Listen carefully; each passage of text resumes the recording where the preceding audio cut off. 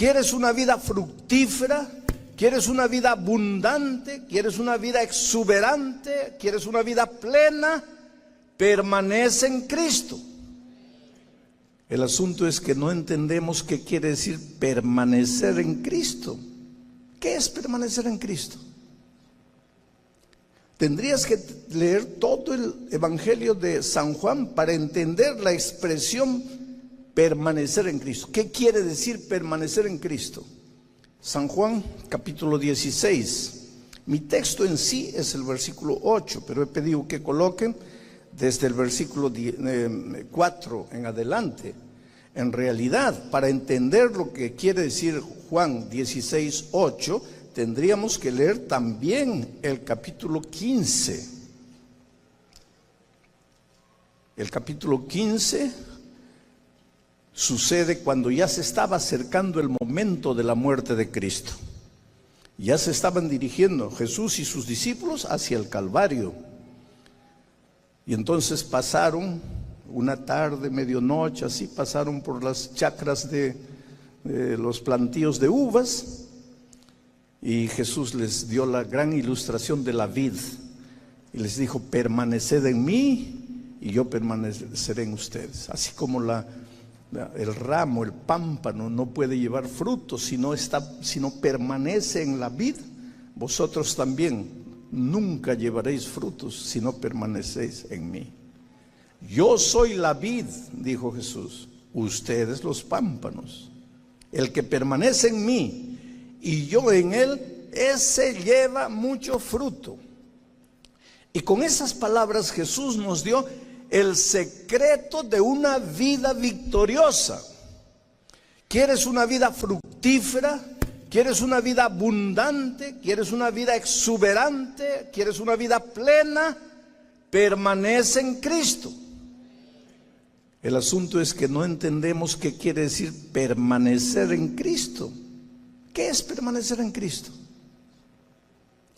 Tendrías que leer todo el Evangelio de San Juan para entender la expresión permanecer en Cristo. ¿Qué quiere decir permanecer en Cristo?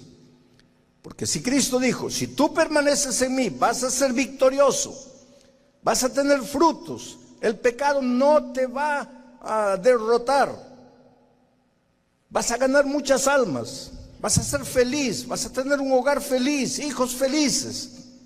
Pero el secreto es que permanezcas en mí. Si Jesús lo dijo eso, es porque eso es verdad. Pero el otro día un hermano me dice, pero pastor, yo permanezco en Cristo desde que me he bautizado, pero no veo la victoria. Entonces le pregunté, ¿y qué cosa es permanecer en Cristo? Y se quedó así. No sé, pastor. Pero entonces, ¿cómo permaneces en Cristo? Ese es el asunto. ¿Cuántas veces predicamos permanecer en Cristo, permanecer? Los adventistas tenemos unas frases interesantes. Pablo dice, no vivo yo, Cristo vive en mí. Pero lo que vivo en Cristo, ¿qué cosa es vivir en Cristo? ¿Qué cosa es permanecer en Cristo? ¿Qué cosa es caminar con Cristo? ¿Qué cosa es cultivar compañerismo con Cristo? ¿Qué cosa es andar de la mano con Jesús? ¿Qué cosa es confiar en la roca? ¿Qué cosa es mirar a lo alto? Todo eso es la misma cosa. ¿Qué cosa? Permanecer en Cristo. ¿Y qué es permanecer? Ahí está el problema, pues. Por eso que nada funciona. Todo funciona de palabra, me emociono, canto, yo estoy en Cristo, yo permanezco en Cristo, Él es mi roca, y esto y aquello, y vamos a la esencia. ¿Y qué es? Silencio. Ahí nada funciona. Pero cantamos, hablamos, predicamos, enseñamos todo de permanecer en Cristo, en Cristo, en Cristo, en Cristo, y nada funciona. Porque no entendemos. Y hasta ahora no he empezado mi sermón. Todo esto es introducción, porque el sermón es Juan 16, 8. Recién estoy comentándoles lo que dice el 15. Permaneced en mí. ¿Por qué Jesús les dice permanecer en mí? Porque ya se iba a ir. Ya estaban dirigiéndose al Calvario. Ya Jesús iba a morir. Después, cuando resucitara, quedaría solo 40 días y se iría. Durante 3 años, ellos se habían relacionado así. Se miraban al rostro. Los discípulos tuvieron un privilegio que los profetas en el Antiguo Testamento no tuvieron y que nosotros hoy no tenemos. ¿Qué privilegio tuvieron ellos? Que ellos caminaban con Jesús, veían con Jesús, paseaban con Jesús, comían con Jesús. Ellos vieron con sus ojos los milagros de Jesús, escucharon con sus oídos las palabras de Jesús. Los profetas no pudieron hacer eso, porque el Mesías no había llegado. Y nosotros tampoco podemos tener esa convivencia con Jesucristo, porque cuando nacimos Jesús ya no estaba. Pero Él dijo, si quieres ser victorioso en la vida, tienes que permanecer en mí. Y Él se los dijo cuando estaban yendo al Calvario: permaneced en mí, yo permaneceré en vosotros. Pero ¿qué es lo que Jesús quiso decir? Ahí tendrías que ir para la epístola a los Efesios. Y Pablo explica en detalle lo que es permanecer en Cristo.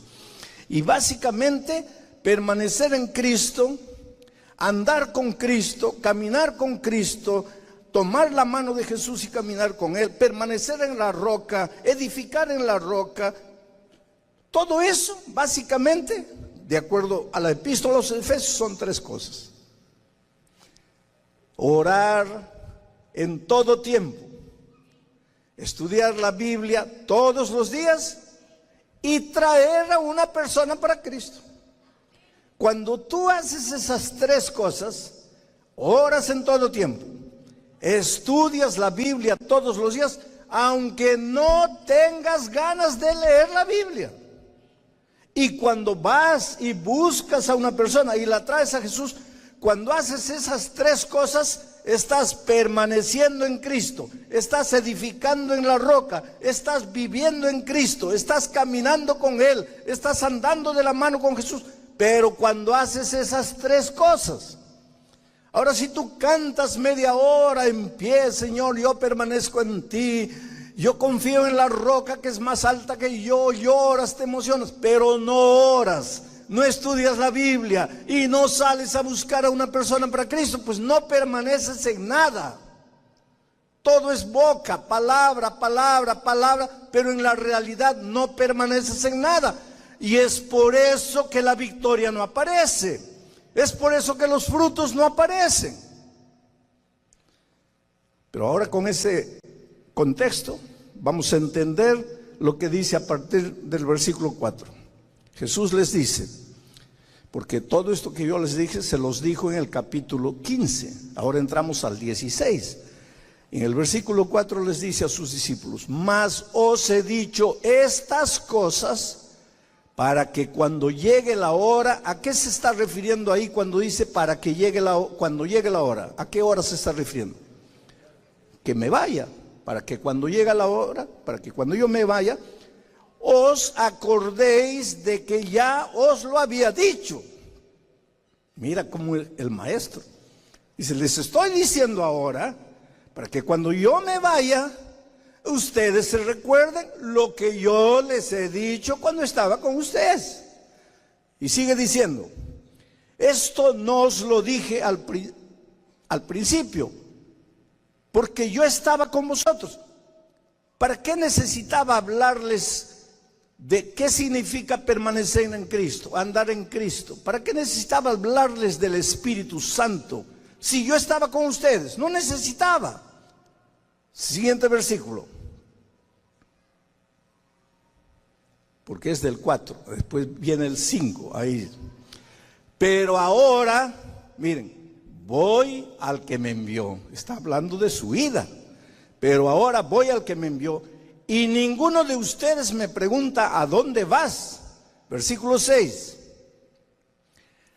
Antes, porque os he dicho estas cosas, tristeza ha llenado vuestro corazón. ¿Por qué? Porque les he dicho que me voy.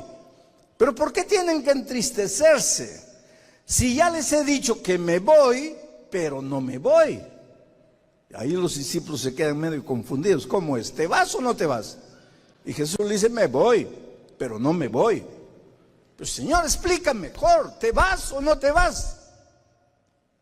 Y ahí viene el versículo 7 y dice, pero yo os digo la verdad. Os conviene que yo me vaya, porque si no me fuere, el Consolador, ¿quién es el Consolador? Él ya lo explicó en el capítulo 14. El Consolador no vendrá a vosotros, mas si me fuere, os lo enviaré. Miren, hasta aquí lo que Jesús está diciendo. Ustedes son pocos, y como ustedes son pocos, yo puedo estar con ustedes, yo puedo caminar con ustedes, yo puedo ir, yo puedo venir. Pero es que no, mi iglesia, que son ustedes son la base de mi iglesia, no se van a quedar para siempre este grupito pequeño. El evangelio va a ser predicado, la iglesia se va a esparcir por el mundo. ¿Y cómo podré yo estar al mismo tiempo con mis hijos en Ocean City, y al mismo tiempo con mis hijos en la China, y al mismo tiempo con mis hijos en el África, y al mismo tiempo con los hijos de Alemania? No podré, porque estoy con mi cuerpo físico. Entonces es necesario que yo me vaya para que venga el Espíritu Santo, que despojado de cuerpo sí pueda estar en todos los lugares al mismo tiempo. Pero el Espíritu Santo soy yo, porque mi Padre, yo y el Espíritu uno solo somos.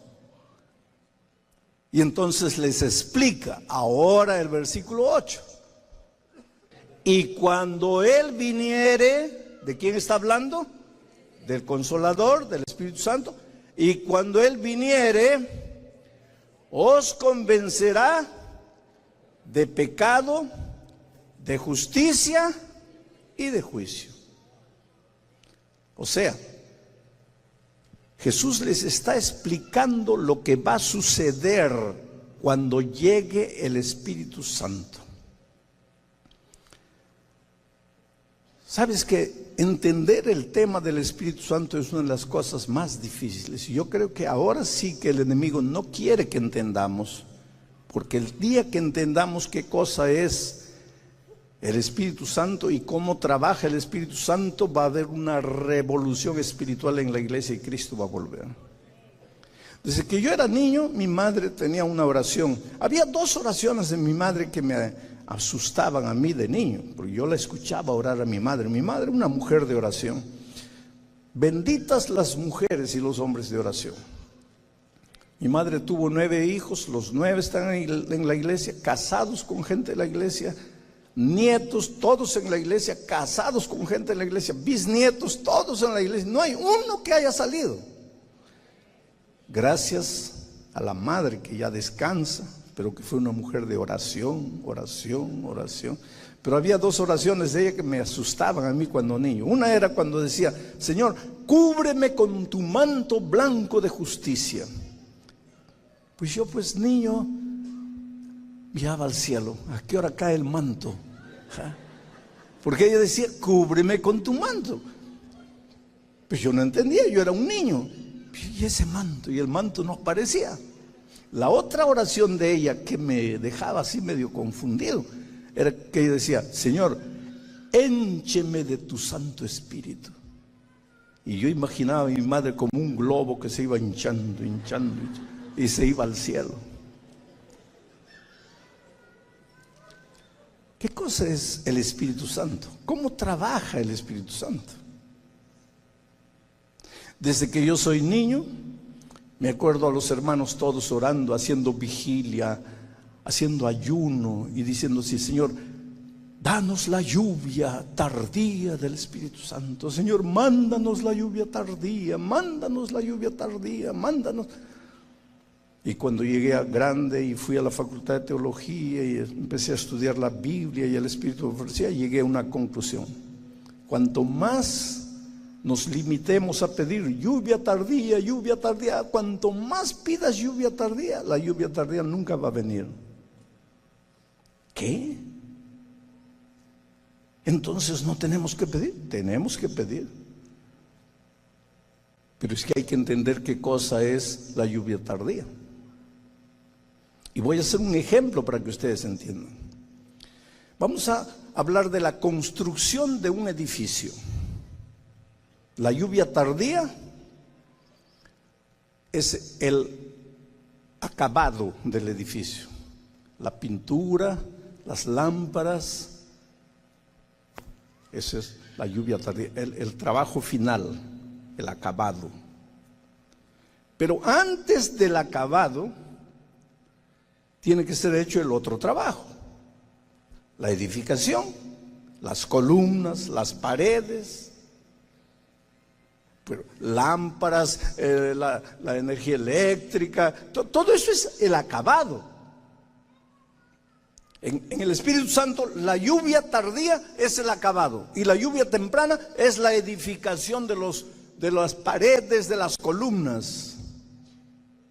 Vamos a decir que yo llamo a un especialista en construcción, le muestro un terreno baldío y le digo, por favor construya, por favor hágame el acabado aquí de este edificio.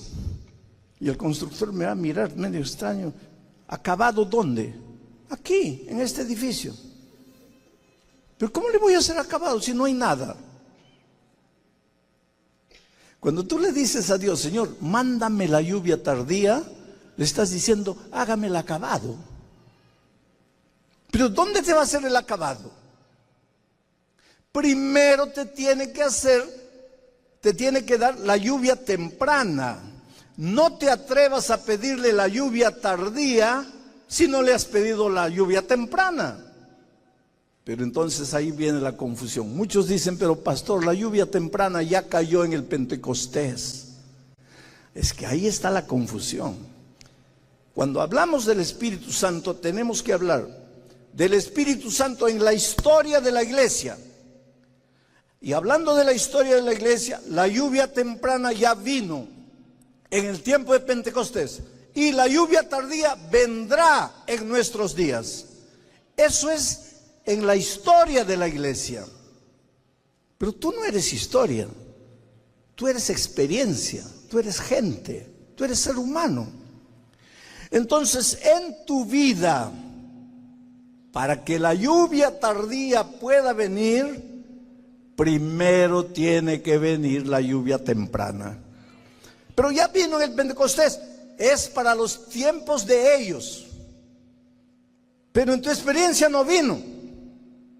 En tu experiencia la lluvia tardía solo va a venir si primero viene la lluvia temprana. Pastor, no le estoy entendiendo bien. ¿Y qué es la lluvia temprana? Pues ahí está la descripción de la lluvia temprana. Cuando Él viniere, cuando el Espíritu Santo venga, lo primero que hará en tu vida es convencerte de pecado, de justicia y de juicio. El primer trabajo que el Espíritu Santo hace en tu vida es convencerte de pecado. Después te va a dar la lluvia tardía, que es el poder, la fuerza que necesitas para vivir y para terminar la predicación del Evangelio. Pero el poder es la lluvia tardía. El convencer del pecado es la lluvia temprana. Ahora, ¿sabes cuál es nuestra tragedia? Todos queremos el poder de la lluvia tardía, pero nadie quiere el convencer de pecado. ¿Por qué? Porque el Espíritu Santo te habla, pero tú no le haces caso. Ahora volvemos a Juan 15. Mira, ¿qué cosa? Jesús y sus discípulos andaban mirándose cuerpo a cuerpo.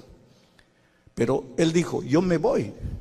Ahora ustedes se quedan, pero yo no los voy a dejar. Ustedes van a andar con mi Espíritu Santo. ¿Y qué cosa es andar con el Espíritu Santo? Orar en todo tiempo. Estudiar la palabra todos los días.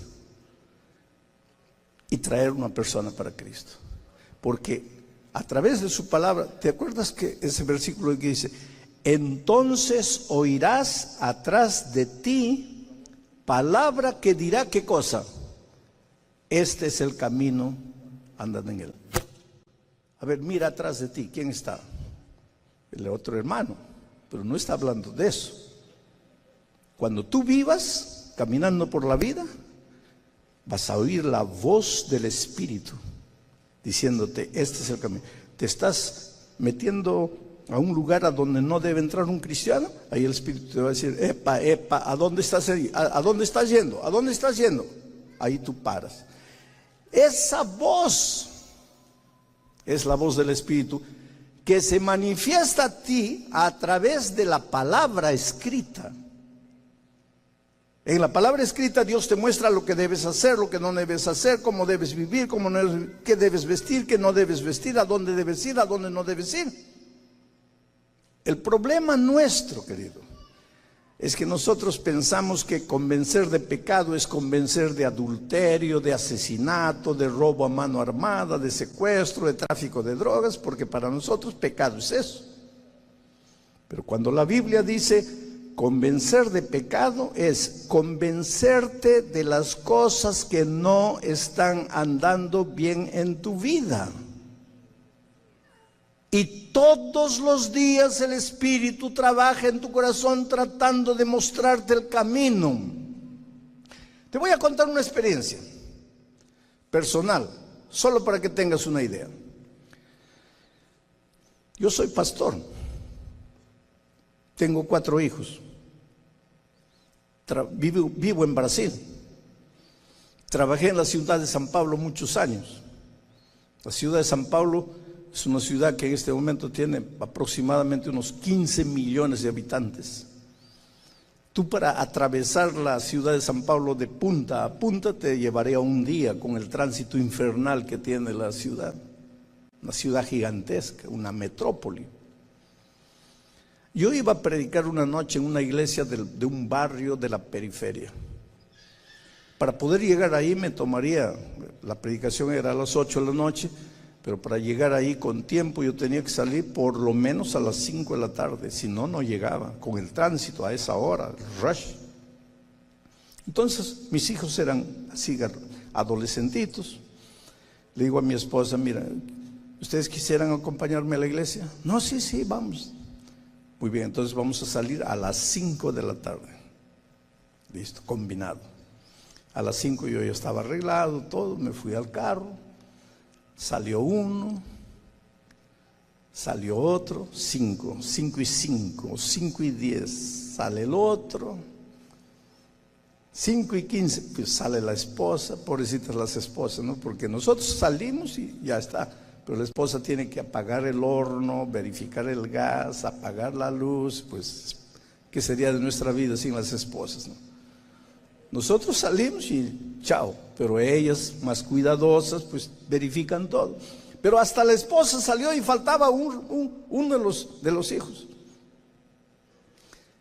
5 y 15, yo ya estaba poniéndome nervioso porque no iba a llegar con el tránsito. Y le digo a mi esposa, ¿y dónde está el muchacho? Y ella me dice, no sé. Y toco el claxon y nada. Y vuelvo a tocar, nada. 5 y 20 ya pues dejé el carro y entré al cuarto. ¿Qué está haciendo ese muchacho? ¿Dónde está? Voy a llegar tarde, ya estaba nervioso. Porque yo creo que una característica de todo buen cristiano es puntualidad. Y quiero llegar temprano, yo soy el pastor, voy a predicar, tengo que llegar temprano. Y cuando entro al cuarto, nosotros teníamos un espejo grandazo ahí en la pared.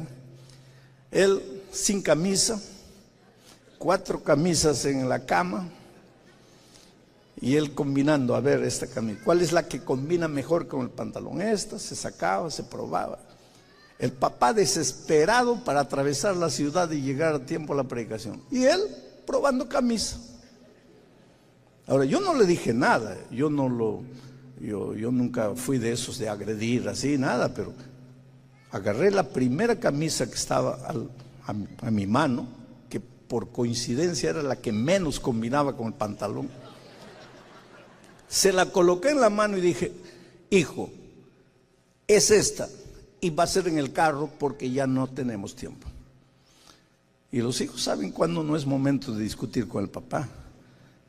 Y él salió rapidito, avergonzado, entró al carro y agarramos el tránsito infernal de la ciudad de San Pablo.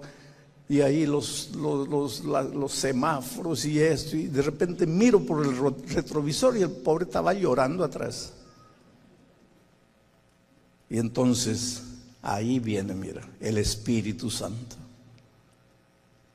El Espíritu Santo trabaja con esa voz dulce, suave, bajita, pero insistente, persistente.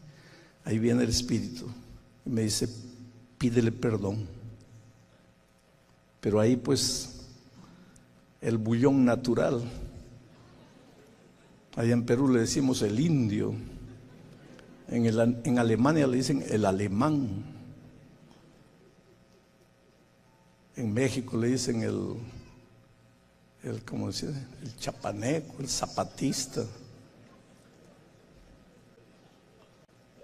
Ahí pues el hombre pecaminoso, ¿no?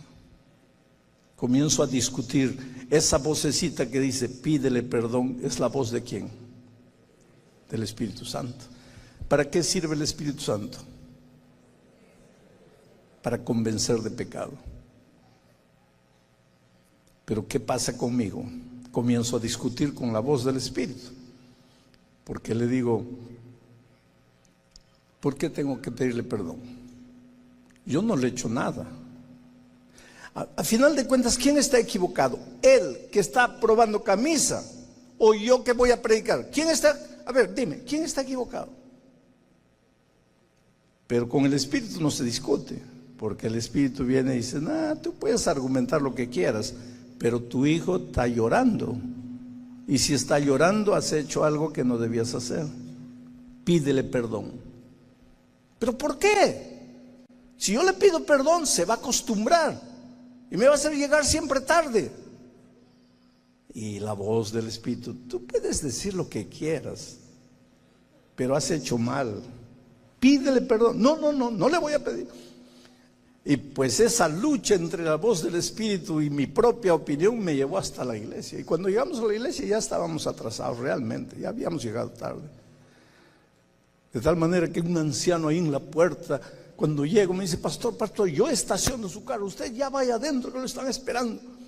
Ya ni estacioné el carro, me fui adentro, ahí hicimos la oración, entramos, menos mal que un cuarteto iba a cantar antes de la predicación.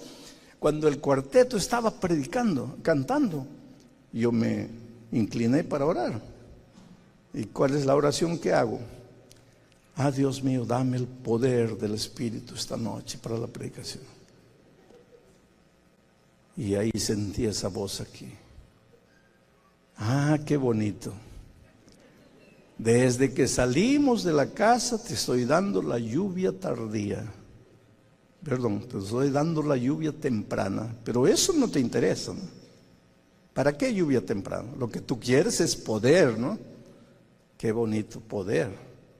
Pero yo te estoy hablando y no me haces caso. Ese es el problema nuestro. Gracias a Dios que el cuarteto estaba cantando, porque yo me sentí pecador. No había asaltado, no había secuestrado a nadie, no había cometido adulterio, no había matado a nadie, no había robado a nadie, pero había pecado y yo no quería reconocerlo. Y ahora yo quería el poder del Espíritu, la lluvia tardía. La lluvia temprana no me interesa, eso ya fue el Pentecostés, yo quiero la lluvia tardía. Me levanté, salí por atrás, le dije un diácono, hermano, llame a ese muchacho que está con camisa verde ahí. Trajeron a mi hijo y le dije, mira hijo, perdón. ¿Por qué? No sé, hijo, porque te hice llorar. Pero tú no tienes la culpa, yo tengo la culpa, te hice demorar, ahora estás ya atrasado. Hijo, no quiero saber quién tiene la culpa, yo quiero que me perdones. Yo voy a predicar ahora, no quiero que veas a un padre nervioso, intransigente, radical predicando. Quiero que veas a un hombre de Dios, y ese hombre que no te dejó 30 segundos, un minuto para escoger la camisa, va a predicar ahora. Y pues nuestros hijos son maravillosos, ¿sabes? Mi hijo me abrazó y me dice: mira, papá, ve, predica tranquilo, yo no tengo nada, ya pasó, está todo en paz. Y esa noche me levanté para predicar. Hice un llamado y la primera persona que se levantó y vino adelante, mi hijo de camisa verde.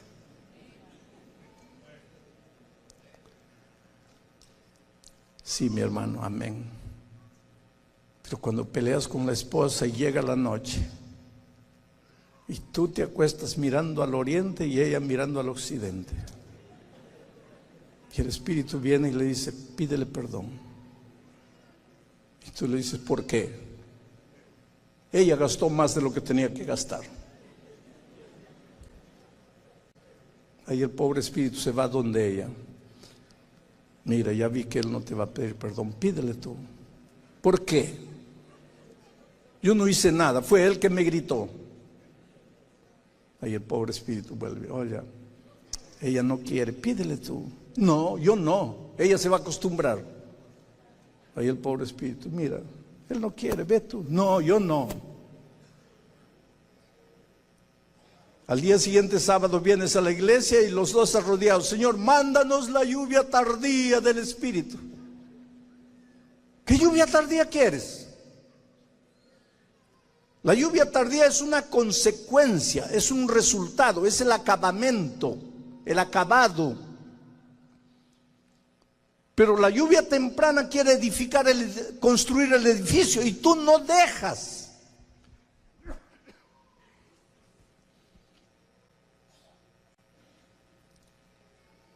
¿Cuántas veces reconoce, mi querido hermano, eres malcriado en la iglesia? Eres malcriado con el pastor, eres malcriado con el otro hermano, hieres, ofendes, y todavía te ufanas de decir que eres conservador, que estás preocupado con la iglesia de Dios, dando palo para aquí, palo para acá, hiriendo a uno, hiriendo a otro. Y me vas a decir que el Espíritu no te habla. Y si no te habla, querido, ay de ti. Porque este trabajo del Espíritu Santo funciona de la siguiente manera. Si tú le haces caso hoy, el Espíritu te habla diciendo: mira, esto que tú estás diciendo no está mal. Vamos a decir, el hermano del cumpleaños: mira, estás partiendo la iglesia por causa de un detalle. Y ahora, no. Y el Espíritu insiste, y tú no. Y el Espíritu insiste, y tú no. Y él insiste, no. ¿No le haces caso al Espíritu? Te vas un paso para aquí. Pero si le haces caso, te vas un paso para aquí. Mañana te habla, le escuchas, otro paso. La semana siguiente te habla, le escuchas. Y cada vez que te habla, le oyes. ¿A dónde estás yendo? A la lluvia tardía del Espíritu Santo. Ahí estás yendo. La lluvia tardía solo va a caer sobre las personas que oyen la voz de Dios todos los días y le hacen caso. Van paso a paso, hasta llegar a la lluvia tardía, la plenitud del poder. Pero si te habla y no le haces caso, un paso para aquí. Mañana te habla, no le haces caso, otro paso. Te sigue hablando, no le haces caso. Te habla, no le haces caso. Y para escuchar la voz del Espíritu Santo, pues tienes que estudiar la palabra de Dios todos los días, porque ¿cómo te habla Dios si no es a través de su palabra? Tienes que orar todos los días, porque ¿cómo Dios te habla si no es a través de la oración? Pero no le haces caso, te vas yendo. ¿Y a dónde llegas? Al pecado contra el Espíritu Santo. Cuando tú hables del Espíritu Santo, hay dos extremos: la lluvia tardía o el pecado contra el Espíritu Santo. Y tú tienes que escoger si vas en dirección de la lluvia tardía o si vas en dirección del pecado contra el Espíritu Santo. El pecado contra el Espíritu Santo es el único pecado que no tiene perdón. El propio Señor Jesucristo dijo: todo pecado le será perdonado al ser humano, menos el pecado contra el Espíritu Santo. Ay del ser humano que llegue al pecado contra el Espíritu Santo. Pero no quiero que se vayan asustados, porque hay mucha gente que tampoco entiende lo que es el pecado contra el Espíritu Santo. El pecado contra el Espíritu Santo no es que tú has pecado tanto que Dios dice así: bueno, a este ya no le voy a hablar. No, eso no existe. Dios siempre te va a hablar, hagas lo que hagas, te endurezcas cuando te endurezcas, Él siempre te va a hablar. Entonces, ¿por qué se vuelve pecado contra el Espíritu Santo? ¿Por qué se vuelve imperdonable? Por un simple motivo: tú te vas endureciendo. Porque nuestro corazón, nuestra conciencia es como la palma de la mano. Mira, si tú tocaras la palma de mi mano, vas a ver que mi piel es lisa, porque yo no trabajo con la mano. Algunos de ustedes tienen cuero en la mano, tienen callos. ¿Por qué? Porque el trabajo de ustedes es con la mano. Si tú quieres buscar callos en mí, no tienes que tocar la mano, tienes que tocarme aquí adentro. Aquí sí debo estar lleno de callos, pero yo no trabajo con la mano, entonces mi mano es lisa. Pero si mañana agarro un machete y comienzo a trabajar, ¿qué va a pasar? Se va a poner roja la mano. Y si paro ahí, normal, mañana sigue normal. Pero si yo, a pesar del dolor, sigo dándole, ¿qué va a pasar? Se va a formar, ¿qué cosa? Ampolla. Y si paro ahí, dentro de una semana está todo igual. Pero si no paro y sigo dándole, la ampolla va a reventar y va a sangrar y va a doler. Si paro por ahí, dentro de un mes, mano fina de nuevo. Pero si no paro, sigo dándole, después de sangrar, de reventarse, comienza a aparecer otra piel. Pero ya no es una piel lisa, es una piel dura, que se llama callo. Una mano encallecida, una mano que no siente más dolor. Igualito es el corazón humano. Dios te habla, estás yendo para aquí, para el pecado, Dios te habla, ¿le haces caso? Tu corazón está sensible a la voz de Dios. ¿No le haces caso? Ampolla espiritual. ¿Le sigues dando? Revienta la ampolla. ¿Le sigues dando?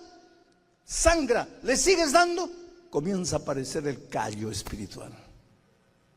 Y llega un momento en que cruzas la línea, llegas a un punto, no que Dios no te habla más, porque Él nunca te va a dejar de hablar. Llega al punto en que tú ya no oyes más. No es que Dios no te habla, tú no oyes, ya tú te endureciste. Es como el que tiene la mano llena de callos, puede golpear, ya no le sale ampolla, porque ya la mano se endureció. Aquí llegaste al pecado que no tiene perdón. ¿Y por qué no tiene perdón? No porque Dios no quiera perdonarte, porque Él siempre te va a perdonar. Entonces, ¿por qué no tiene perdón? Porque para que Dios te pueda perdonar, ¿qué tienes que hacer tú? Tienes que pedir perdón. Pero el que llegó aquí, ese ya no siente dolor. ¿De qué me van a perdonar? Entonces él entra a la iglesia, escucha el sermón, sale del sermón, todo normal. Está viviendo en pecado, no siente. Está haciendo cosas malas, no siente. ¿Por qué? Porque se endureció. No es que Dios lo dejó, que Dios lo abandonó. Él se vino a un punto de donde Dios ya no lo puede llamar más. Él no escucha. Dios lo llama, pero él no escucha. Ahora esta noche aquí entre ustedes, algunos se están preguntando, Dios mío, ¿será que yo cometí el pecado contra el Espíritu Santo? Y yo te respondo, si estás escuchando en este momento una vocecita en tu corazón, si tú estás sintiendo así, ay Dios mío, ¿será que yo de tanto pecar me estoy endureciendo?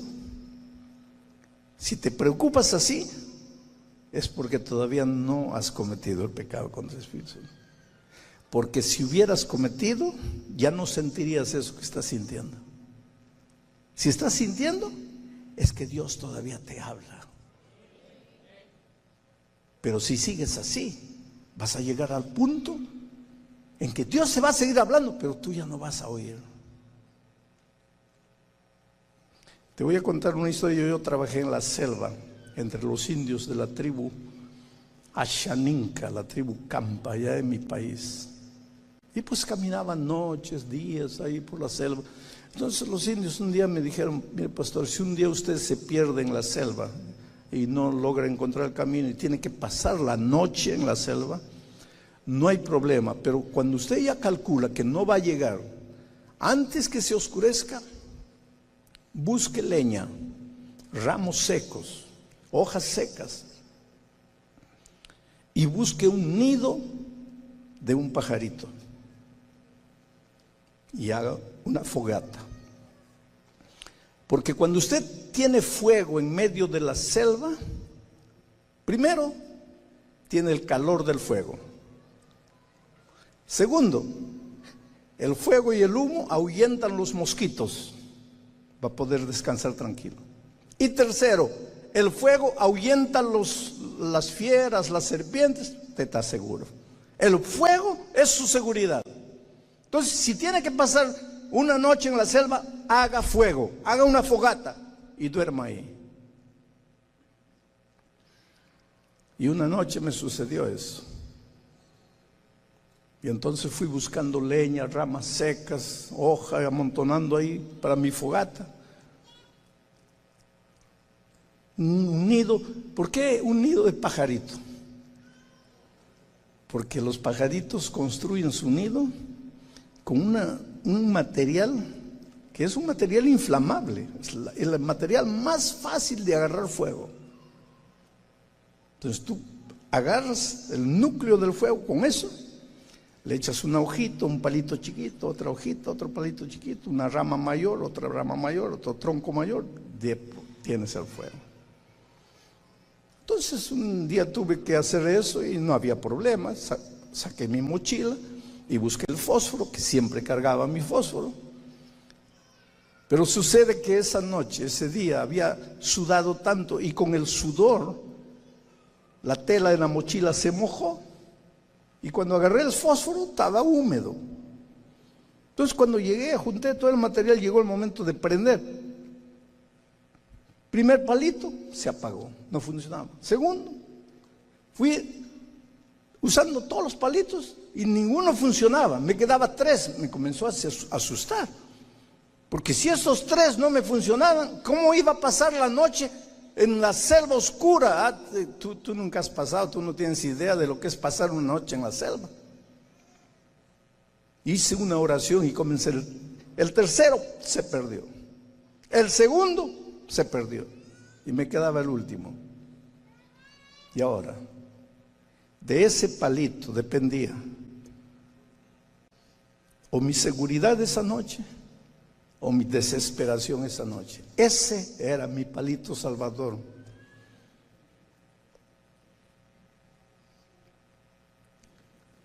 Me acerqué, risqué, brotó la chispa y se fue a la pelusa del nido y comencé a soplar suavemente y la chispita se fue yendo, la pelusa del nido agarró. Comencé a soplar más. Una hojita, comenzó a arder la hojita. Otra hojita, otro palito. Soplé más. Y de repente la llama comenzó. Una rama, otra rama. Ahora tenía una fogata. Estaba seguro. podía pasar la noche. ¿Qué te estoy queriendo decir?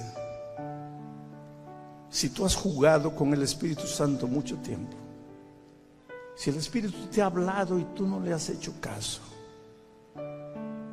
porque nosotros, querido, solo pensamos en la lluvia tardía. ¿Qué lluvia temprana? Y nos vamos endureciendo y endureciendo. Pero si esta noche tú sientes en tu corazón como diciendo así: quiera Dios que yo no me haya endurecido. Y si estás sintiendo eso, es que no te has endurecido, pues el Espíritu te está hablando. Tal vez te quedan los últimos 3 palitos. Tal vez te queda el último palito. Tal vez te queda la chispita.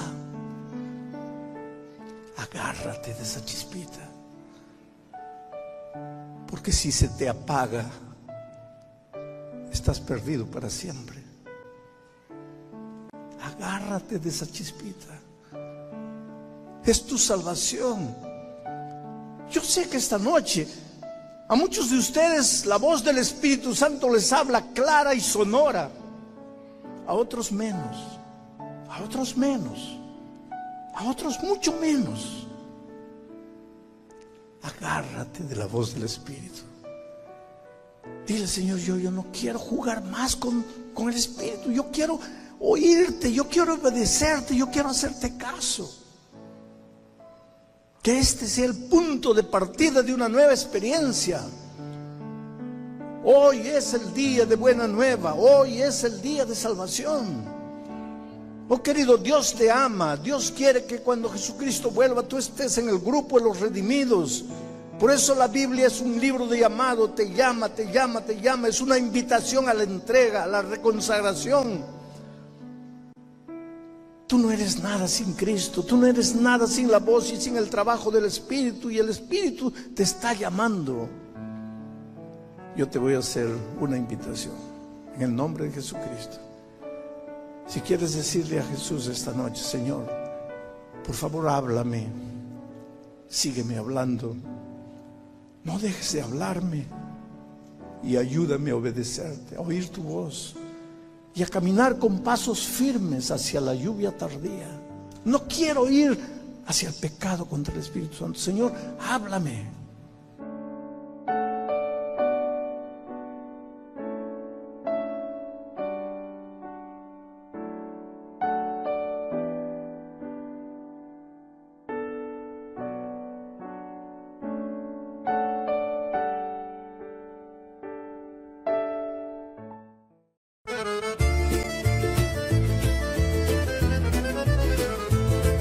Svegliai cu freddo da faccia, mentre Caddina faccia festa in da strada. Misi scarpe, uno sì e uno no, e si fuori con tutto cori in moto. A porta scrusciavo, cielo era chiatto, i femmini già parlano un tovatto. Un vicino mi dissi: oh cammini presto, ci rispondi che no cerco lo resto. Resto in un giorno che non vuole pensare, ma vuole campare, ridere, scappare. E fuori a casa tutto era come prima, ma in l'aria c'era una gioia più fina. Un paese si muove come una canzone, ogni voce, ogni passo, ogni parola. Sogno figlio di sta terra sincera, e quando esci fuori mi sento intera. Fuori casa tutto canta, voci risate o profumo d'aranci. Non c'è regola, non c'è strada, si sente libero quando vai in ta chiazza. Fuori casa scatta vita, giorno ridiamente si sfila con una festa fatta pinnenti, ma resta in ta memoria sempre presenti. O picciriddu giocava con una roda, una signora impostava roba asciutta. O parrino passava con passi di sete e saluta con l'occhio.